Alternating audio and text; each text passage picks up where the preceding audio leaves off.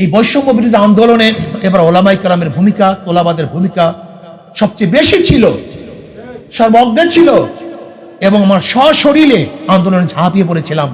কাজে আমি বৈষম্য বিরোধী আন্দোলনের সমস্ত সাথীদেরকে বলবো, যারা আন্দোলনে অংশগ্রহণ করেছেন, পরামর্শের সময় আমাদেরকে বাদ দিয়ে যেন কোনো পরামর্শ না করা হয়। আর একটা কথা মনে রাখতে হবে, এই আন্দোলনে শুধু ছাত্ররাই অংশগ্রহণ করে নাই। এক সময় ছাত্রদের দাবি ছিল, পরবর্তীতে এই দাবি গণ দাবিতে পরিণত হয়েছিল। ছাত্ররা প্রথম তো সরকার হঠাৎ আন্দোলনের ঘোষণা দেয়নি, তারা কোঠা সংস্কার করতে চেয়েছিল, কিন্তু পরবর্তীতে এই আন্দোলন গণ আন্দোলনে পরিণত হয়েছে। কাজে গণ মানুষের সাথে পরামর্শ ছাড়া, উলামায়ে কেরামের সাথে পরামর্শ ছাড়া এই আন্দোলনে আমরা যে সম্পৃক্ততা ছিলাম, আপনি চিন্তাও করতে পারবেন না। আমাদের ভূমিকা যা ছিল, আপনি দেখুন, যখন কেউ ভূমিকা পালন করে নাই, আমরা তখন ভূমিকা পালন করেছিলাম। ইসলামী আন্দোলন বাংলাদেশের সিনিয়র নায়েবে আমির হযরত মাওলানা মুফতি সৈয়দ মোহাম্মদ ফয়জুল করিম হাফিজাহুল্লাহকে মতবিনিময় সভায় আলোচনা পেশ করার জন্য।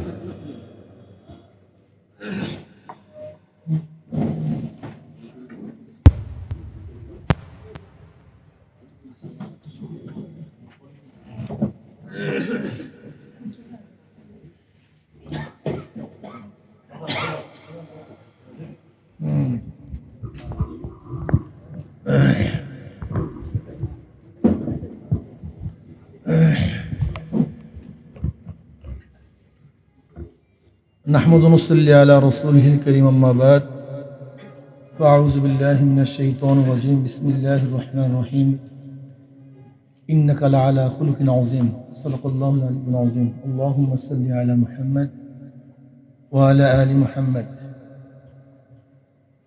জাতীয় ওলামা শায়েখ আইম্মা পরিষদ কর্তৃক আয়োজিত কেমন বাংলাদেশ চাই শীর্ষক আলোচনায় যারা অংশগ্রহণ করেছেন, শ্রদ্ধাভাজন সম্মানিত ওলামায়ে কেরাম এবং সর্বস্তরের ভাইয়েরা আমার, কেমন বাংলাদেশ চাই যদি আমাকে প্রশ্ন করা হয়, আমি ইসলামিক বাংলাদেশ চাই। আমি একটা ইসলামিক বাংলাদেশ চাই, যেখানে ইসলামিক শাসন থাকে, কোরআন ও হাদিসের অনুযায়ী আইন প্রণয়ন হোক, বাস্তবায়ন হোক, সেটা আমি চাই। যদি এইটা এখনই করা সম্ভব না হয়, তাহলে যেই স্লোগানের ভিত্তিতে দেশটা স্বাধীন হয়েছে সেইটা চাই। সেটা কি? সাম্য, মানবিক মর্যাদা, সামাজিক ন্যায় বিচার। দেখেন, আসলে আমাদের অনেকেরই জানা নাই, বা জানা থাকলেও হয়তো মনে নেই, এ দেশ কিন্তু স্বাধীন হয়েছিল তিনটা স্লোগানের ভিত্তিতে: সাম্য, মানবিক মর্যাদা, সামাজিক ন্যায় বিচার। আজকে সাম্যতা আছে? সাম্যতা নেই, কোনো জায়গায় সাম্যতা নেই। যে ক্ষমতায় থাকবে চাকরি তার, যে ক্ষমতায় থাকবে না তার চাকরি নেই। যে ক্ষমতায় থাকবে তার তো খাদ্যের কোনো অভাব নেই, যে ক্ষমতায় থাকবে না ধুকে ধুকে মরতে হবে।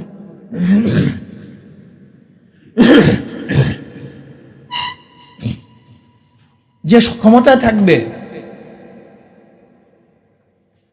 তার পিয়ন তো 400 কোটি টাকার মালিক হবে, আর যে ক্ষমতায় থাকবে না তাকে রাস্তায় ধুকে ধুকে মরতে হবে।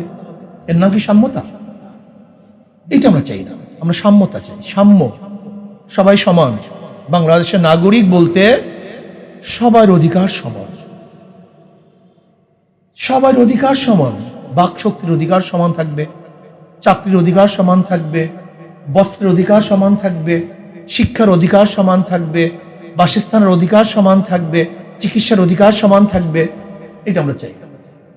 মানবিক মর্যাদা, আজকে জানোয়ারকে শ্রদ্ধা সম্মান করি, কিন্তু আশরাফুল মাখলুকাত ইনসানকে আমরা শ্রদ্ধা সম্মান করি না। একজন মানুষ, সে কালো হোক, সুন্দর হোক, বংশীয় হোক, নন বংশীয় হোক, সে তো মানুষ, আশরাফুল মাখলুকাত, তাকে শ্রদ্ধা করা উচিত, সম্মান করা উচিত। কিন্তু না, আমরা কি দেখেছি, যারা জনগণের ভ্যাট এবং ট্যাক্সের পয়সায় চাকরি করেন, চাকরি, চাকুরগিরি, বুদ্ধিজীবী, আইনজীবী, আইন ব্যবসা করে যারা জীবিকা নির্বাহ করে তাকে বলা হয় আইনজীবী। আর যারা চাকরগিরি করে জীবিকা নির্বাহ করে তাকে বলা হয় চাকরিজীবী। চাকর, কিন্তু এদের মালিক কে? এটা তো চাকর, কিন্তু এদের মালিক কে? দেয় কে? জনগণ হলে এদের মালিক। জনগণ অর্থ পে করে, চাকররা গ্রহণ করে। অথচ উল্টা হয়ে গেছে, চাকররা মালিক হয়ে গেছে এবং যারা মালিক তাদেরকে চাকর বানিয়ে দিয়েছে। এরকম বাংলাদেশ আমরা চাই না। মানবিক মর্যাদা চাই। যে যেখানেই বসবেন না কেন অবশ্যই অন্যকে সম্মান করতে হবে, শ্রদ্ধা করতে হবে, মহাব্বত করতে হবে। আমাদেরকে অবশ্যই মনে রাখতে হবে যারা সরকারি চাকরিজীবী তারা এদেশের মানুষের খেদমতের জন্য, সাহায্য সহযোগিতার জন্য বসেছেন। আধিপত্য বিচার বিস্তার করার জন্য, জুলুম অত্যাচার করার জন্য সেখানে বসেন নেই। এর জন্য আমরা মানবিক মর্যাদা চাই, সামাজিক ন্যায় বিচার চাই। সামাজিক ন্যায় বিচার। আজকে যারা ক্ষমতায় থাকবে হাজারো খুন করলে তারা মুক্তি হয়ে যাবে, খোলা আকাশের নিচে ঘুরবে, আর আপনার দল করবেন না, তাহলে আপনাকে ধুকে ধুকে মরতে হবে, আয়নাঘরে থাকতে হবে। এরকম বিচার আমরা চাই না। সামাজিক বিচার চাই, যেখানে জনাবি মুহাম্মদ রাসূলুল্লাহ সাল্লাল্লাহু আলাইহি ওয়াসাল্লাম বলেছেন, আমার মেয়ে ফাতেমাও যদি চুরি করে আমি তার হাত কেটে দেব। এই বিচার আমরা চাই। কে মালিকের সন্তান, কে এমপির সন্তান, কে এমপি, কে মিনিস্টার, এটা আমাদের দেখার বিষয় নয়।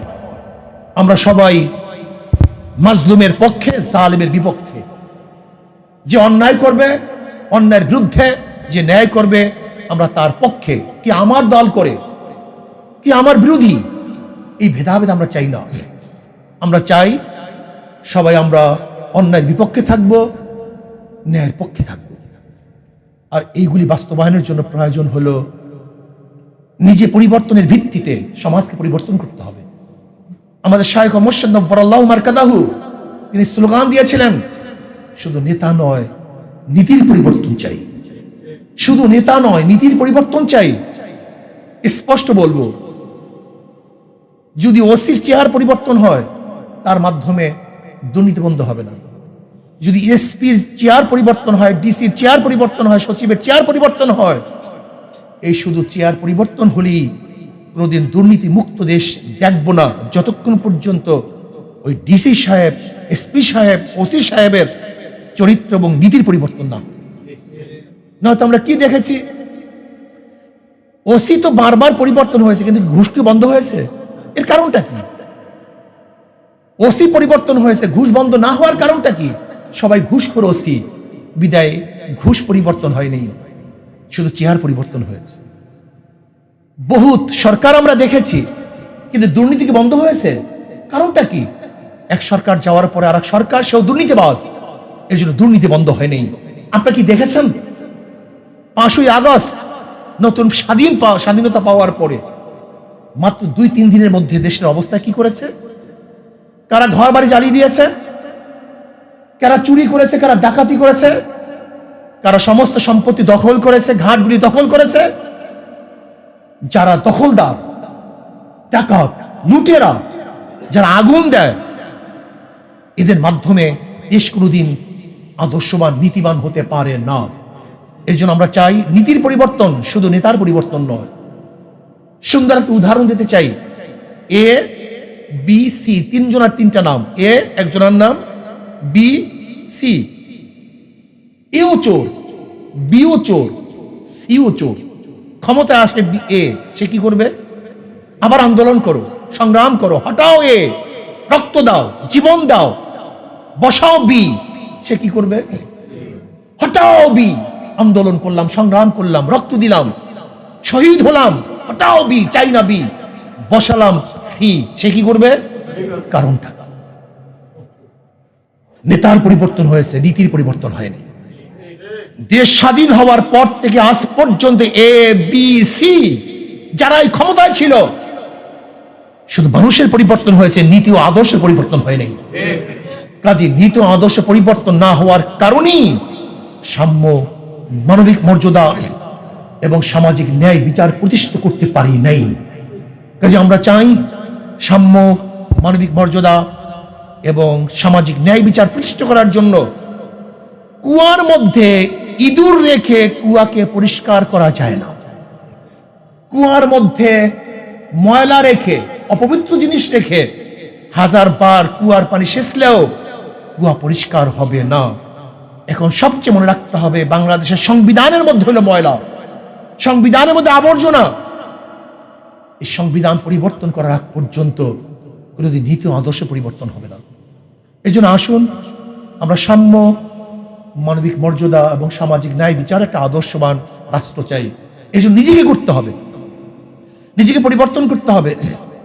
আর শ্রদ্ধাভাজন ওলামায়ে কেরাম গিয়ে বলবো, শ্রদ্ধাভাজন ওলামায়ে কেরাম,